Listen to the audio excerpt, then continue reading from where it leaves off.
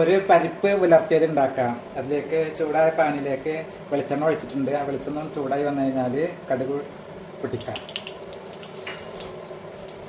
കടുക് ഒന്ന് പൊട്ടി വന്നാൽ ഇതിലേക്ക് വെളുത്തുള്ളി, ചെറിയുള്ളി, വറ്റൽമുളക് കൂടിയിട്ട് ചതച്ചെടുത്തതാണ് ഇത്.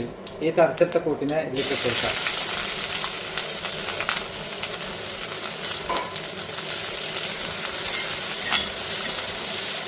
എന്നിട്ട് നല്ലവണ്ണം ഒന്ന് ഇളക്കിയെടുക്കാം.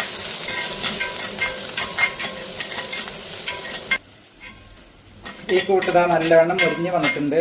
ഈ സമയം ഇതിലേക്ക് കുറച്ച് കറിവേപ്പിലയും അതുപോലെ തന്നെ ഒരു ചെറിയ സവാള ഒരു പീസ് അരിഞ്ഞതും ഇട്ടെടുക്കാം. നല്ലവണ്ണം ഇളക്കിയെടുക്കാം.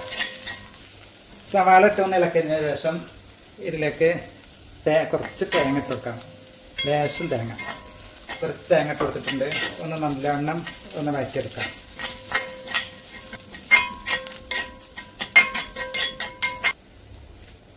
തേങ്ങ ഇട്ട് നല്ലവണ്ണം ഒന്ന് ഇളക്കിയെടുത്തതിന് ശേഷം വഴറ്റിയതിന് ശേഷം ഇതിലേക്ക് വേവിച്ച പരിപ്പിട്ട് കൊടുക്കാം. ഇത് ഉപ്പും അല്പം മഞ്ഞൾപ്പൊടി ഇട്ട് വേവിച്ചെടുത്ത പരിപ്പാണ്.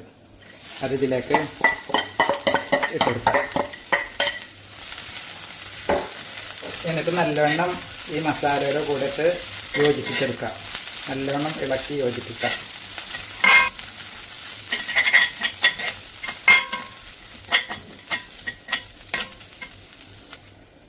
അങ്ങനെ സ്വാദിഷ്ടമായ പരിപ്പ് ഉലർത്തിയത് ഇവിടെ റെഡി ആയിട്ടുണ്ട്.